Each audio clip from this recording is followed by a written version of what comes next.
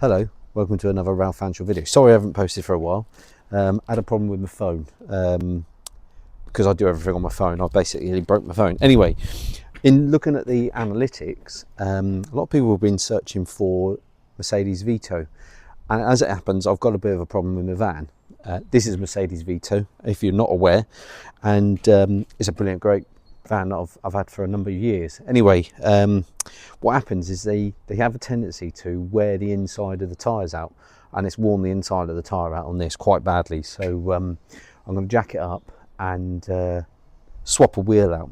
Also, I'm going to have a little look to see what it looks like with because I want to put banded steel wheels back on it, because I did have banded steel wheels, which unfortunately I sold with my Audi when I sold it. Which was a right shame, but still, it is what it is. Okay, that tyre isn't the best, but it's got plenty of tread on it, which is the main thing. So what I might end up doing is put that to one side for now.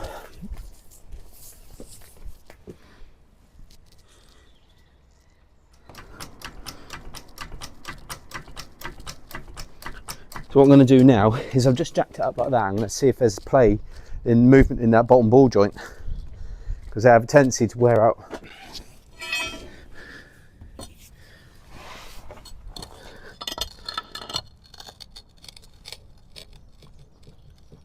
Oh, I can hear it.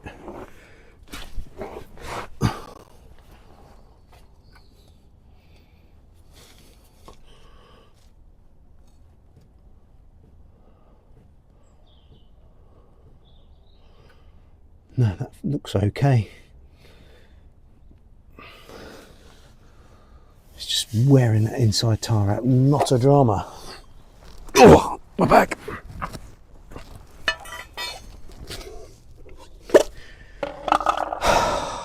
What a palaver.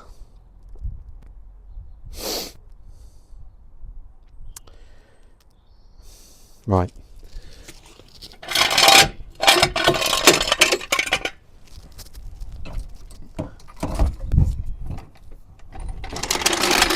I normally, when I jack this up, jack it up on the front subframe, which is located just here, and the only downfall is that it lets the wheel droop down, and then you have to push it down, if that makes sense.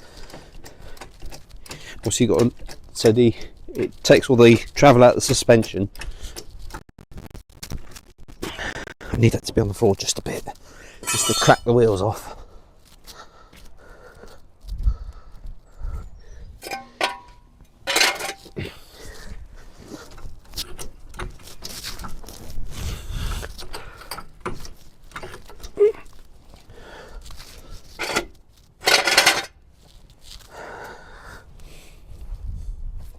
Now,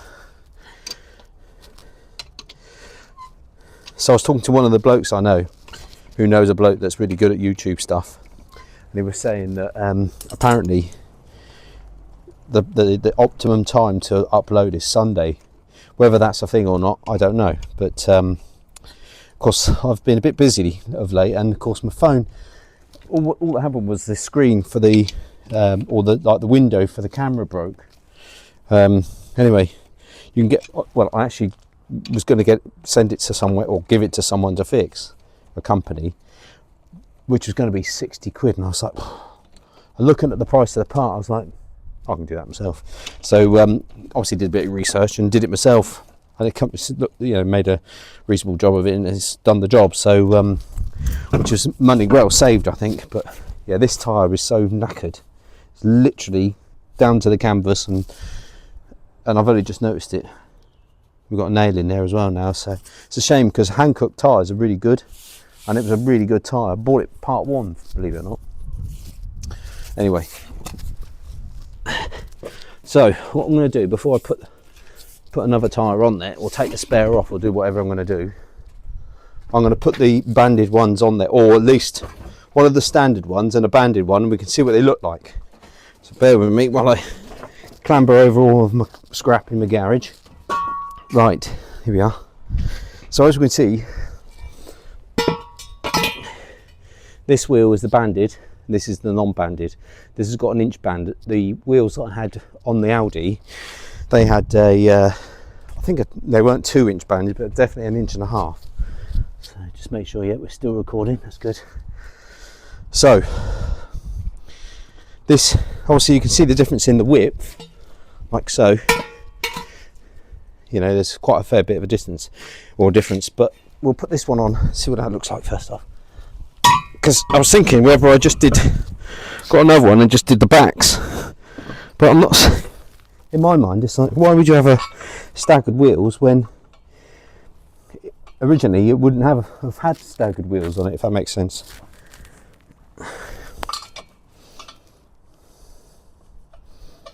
We'll bring her in for a closer look. Obviously I was going to put tyres on it, not yet, but when I'm ready, I'll obviously put, well, what the size I'm going to put on here is it's going to have a 225/50 17XL.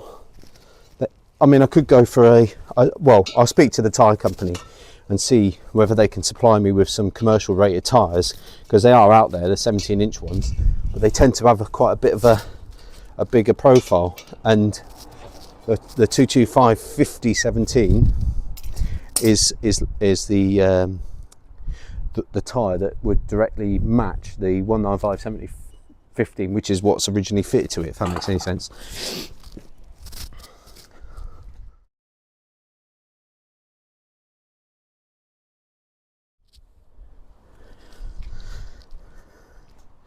We look at it from there, obviously it's jacked up.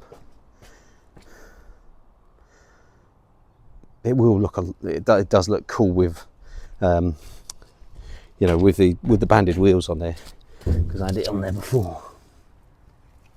Anyway, we'll put the original one on, or I'll say not the original one, the original width one.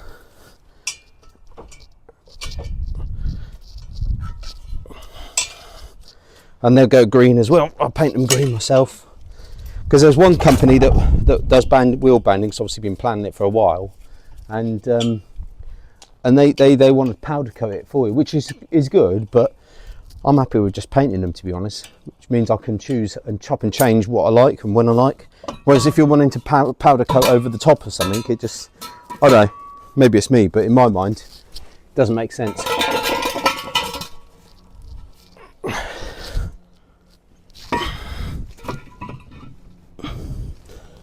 Strangely enough, the centre bore of this fits a lot nicer than the centre bore of that one. Don't ask me why.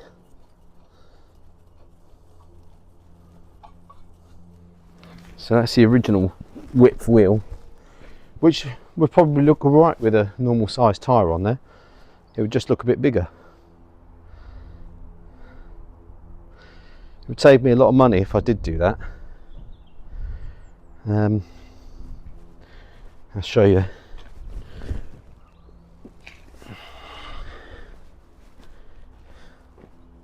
It kind of looks a bit odd, really, doesn't it? Surprising the difference, just having that banding on there. It looks bigger in diameter as well as width. Anyway.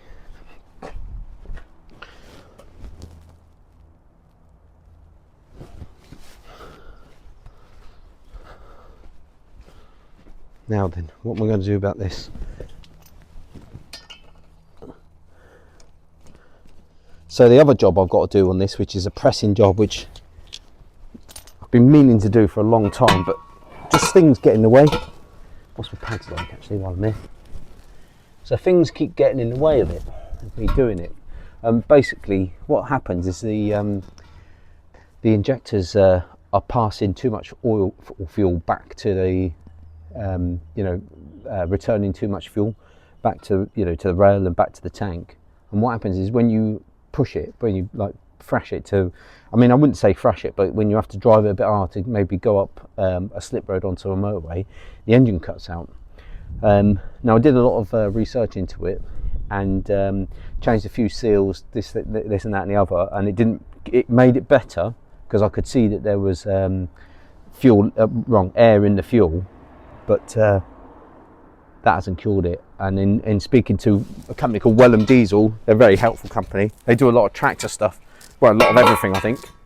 They said there's neoprene seals that are inside the fuel injectors, and they perish and break, and they'll still run, but they just return too much fuel back to the tank. The problem is years ago, because obviously I've had this van for quite some time, years ago, the one of the injectors started to chuff or started leaking. So what I did was I sealed it back up again, and in doing so, I noticed that when I wanted to do all four, but unfortunately I couldn't do all four because 3 out of the ones that were leaking were really tight in there, really solid, and I was like, oh, so well, I'm going to leave them in there for now. Maybe I should have done that then, but anyway, I didn't, and here we are today. But we do need to get on and do that, because I want to get it to the point where it's all up together again, because at the minute it's not really, it isn't, you know. And those of you that have sort of had vehicles for a long time, you know when they're not running at their 100% best, you know. But I often think to myself, why am I bothering? Why? Yeah, what is the need to have banded steel wheels on a van that really is essentially something that you could just use for work, you know? But it's more than that, you know? It's a passion for it, and that's the difference, I suppose. That's why we do these things. That's why we muck about with vehicles, and, you know, I mean, at the minute I'm on a week off work, so, which is quite nice. Missed out on the half-term leave with the kids, and now I'm back doing this. But anyway, you know, I'm always grateful for all the time off and all the bits and bobs that we get. Right, let's get this in here. Let's come around to the other side of the camera. Maybe one day I'll have an actual cameraman that will show us, that we'll be able to see. So let me, you're probably going to shout at me, say, what are you doing? But actually, we used to do this when I was a lorry mechanic. If there was cuts, but it wasn't cut to the cords, you'd glue the cuts up, and that was what we used to do. So if it's good for a lorry, it's going to be good for my van.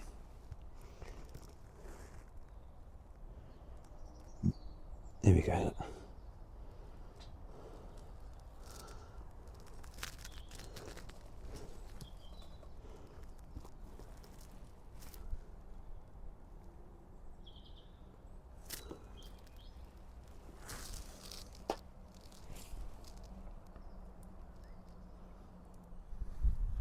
Anyway, we'll whip this back on for now, and then I'm going to figure out what I'm going to do. Then we'll I'll show you another thing, another little job I've got to do on this van. I mean, the thing is I've outgrown it, really. If you want to go dirt biking and things like that, I've completely outgrown it. I need something that, well, I say need it, I don't need it, but I would like to have something I could get in the back of, stand up, get changed into my kit, you know, and get good to go, if that makes sense, rather than doing it outside, which is what the current arrangement is. Right.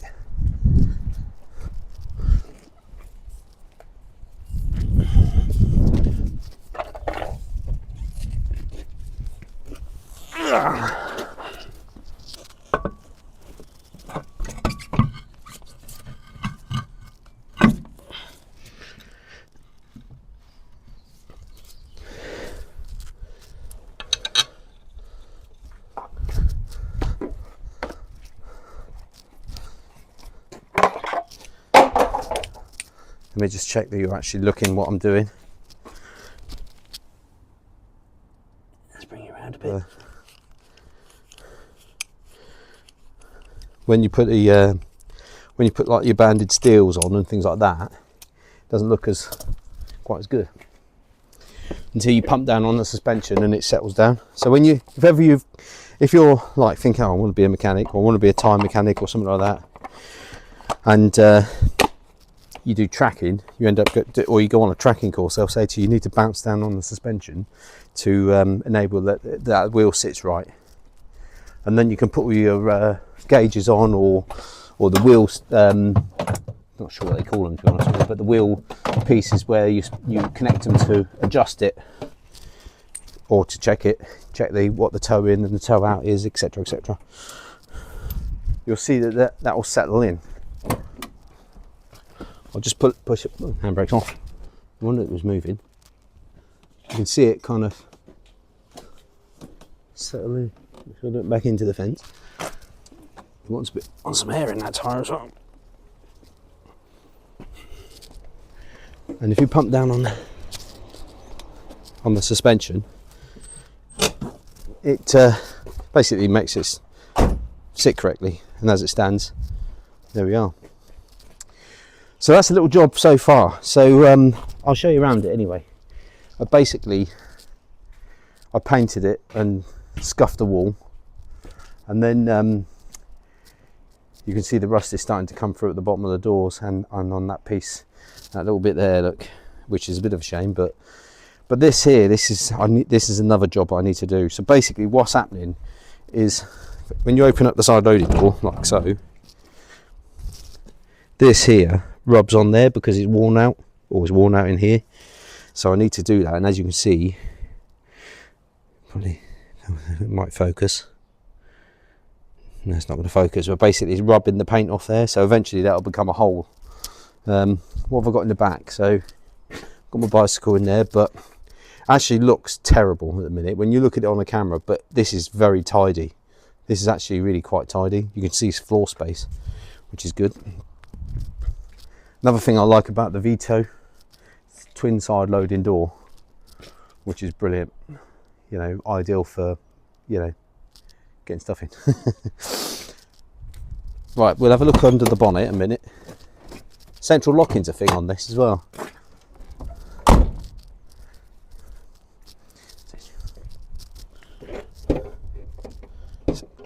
It's on the left here somewhere. There it is. Come right in with my hand. So there's under the bonnet. I like that little, you know, the way that the bonnet sticks up. So injectors wise, you can see just underneath. So basically in this location underneath there is where the injectors sit. And to get to them, you've got to take all of this stuff off here, you know, so to gain access. And of course they fit or go in sort of in an angle like that, and essentially this bit of the bulkhead gets in the way. So if you've got an injector puller, you know, that's what makes this job a bit difficult on this platform. The only other thing I've been thinking about is if I was to take off, there's an engine mounting located just underneath here, which should hopefully let the engine droop forward a bit. I might have to do that if I need to get some sort of air puller on there or something like that. But we'll see how that goes. I would like to video that as well, but that's going to cost me quite a bit of money. Not in the labour, but just in the parts to do the job, you know. But yeah, there we are. So anyway, let's put you down here a minute. It's one of the jobs that we're going to do. I'm going to tidy everything up.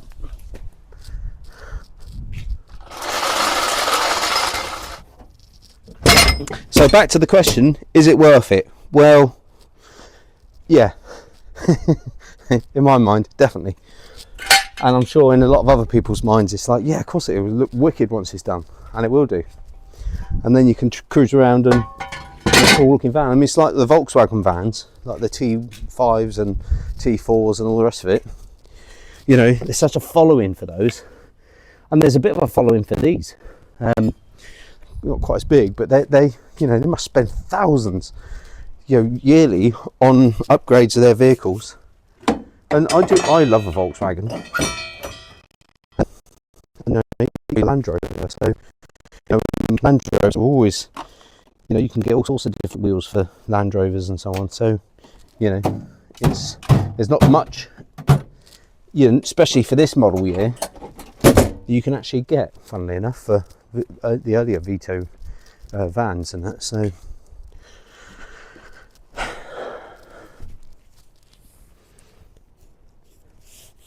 yeah, so That's probably wearing the, or the ball joints are worn, even though there was no play in them, or that I could see if there was any play. It's going to be a job to do on the to-do list. Anyway, I'm not going to bore you any longer. Thanks for watching. Let me look at the camera. Thanks for watching, and yeah, stay tuned for more videos.